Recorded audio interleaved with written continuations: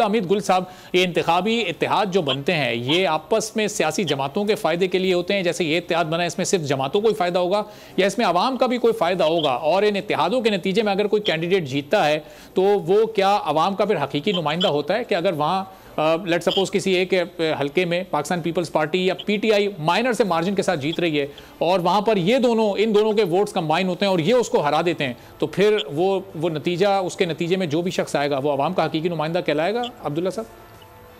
बिस्मिल्लाहिर्रहमानिर्रहीम, बहुत शुक्रिया आपका। देखिए, जहाँ तक ताल्लुक है कि इसमें किसका फायदा होता है, जाहिर है पार्टी का तो फायदा होता ही होता है, इंडिविजुअल्स का भी फायदा होता है, लेकिन बहुत ही कम आवाम का फायदा होता है, क्योंकि आवाम जो है वो बड़ी उम्मीदें लगा के जो है बैठी होती है। बुनियादी तौर पे तो ये आइडियोलॉजीज है ना, नजरियात हैं। तो आपका नजरिया जो है वो MKM का होगा, मेरा किसी और के साथ होगा, इनका किसी और के साथ होगा। लेकिन जब नजरिए के साथ कॉम्प्रोमाइज होता है, अगर उन्होंने कॉम्प्रोमाइज करके एक दूसरे के साथ इल्हाक करते हैं ना, किसी न किसी बुनियाद के ऊपर कुछ ले और कुछ दे की सियासत होती है, नतीजा ये निकलता है कि अवाम को बड़ी मायूसी मिलती है और उसके नतीजे के अंदर उसके बहुत सारे जो मकासद होते हैं वो शिशक के जो है वो फौत हो जाते हैं। तो ये तो एक बात है। अब दूसरी तरफ यह है कि जमहूरियत का अगर आप देख लें, देखिए तकरीबन पिछले जो PTI की हुकूमत थी उसको तकरीबन कोई 1.5 करोड़ के आसपास वोट मिले थे और पाकिस्तान में आबादी जो है उस वक्त तकरीबन कोई 22 करोड़ आबादी थी। तो अगर 22 करोड़ के मुकाबले में आप 1.5 करोड़ वोट ले लें तो क्या ये जमहूरियत है? तो पहले तो हमें ये एक बड़ा टेक्निकल सा सवाल है। बहरहाल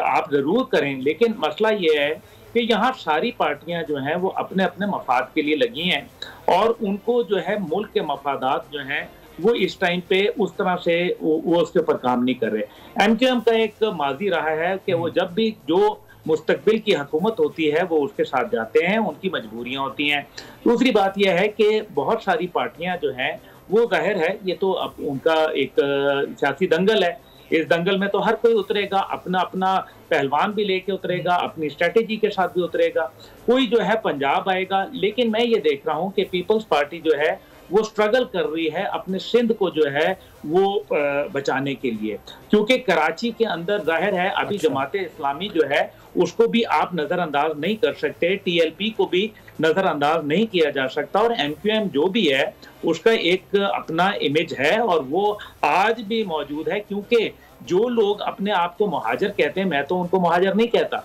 लेकिन वो हमारे पाकिस्तानी हैं, लेकिन वो जो उर्दू स्पीकिंग जो है वो आखिर उनका भी एक वोट बैंक है और उनकी नुमाइंदगी जो है वो फिलहाल MQM के अलावा और कोई नहीं कर रही। मुस्लिम लीग नवाज के जो है वो अच्छे रवाबित हैं उनके साथ, लेकिन इसी तरह पीपल्स पार्टी के भी अच्छे रवाबित हैं। मेरे ख्याल में जो जनूबी पंजाब के अंदर पीपल्स पार्टी आना चाहती थी उसको उस तरह से जो मामलात थे वो शायद ना चल पाए, लेकिन बहरहाल अभी इलेक्शन आएंगे तो पता चलेगा। बहुत सारी इसके अंदर नजर ये आ रहा है कि एक हंग पार्लियामेंट बनती जा रही है और अगर हंग पार्लियामेंट बनेगी तो उसमें पीपल्स पार्टी का किरदार भी बनेगा, उसके अंदर जो है दीगर पार्टियां जो हैं वो भी शामिल हो जाएंगी। लेकिन देखना यह है कि 2/3 मेजॉरिटी, साफ सी बात है, फिलहाल किसी पार्टी की नजर नहीं आ रही समेत मुस्लिम लीग नून के, क्योंकि मुस्लिम लीग नून के लिए बहुत चैलेंजेस हैं, मुश्किलात हैं और सबसे बड़ा उनका चैलेंज ये है कि वो एक राइट विंग पार्टी का जो इमेज है वो काफी हद तक लूज कर गए हैं PDM की हुकूमत के हवाले से भी,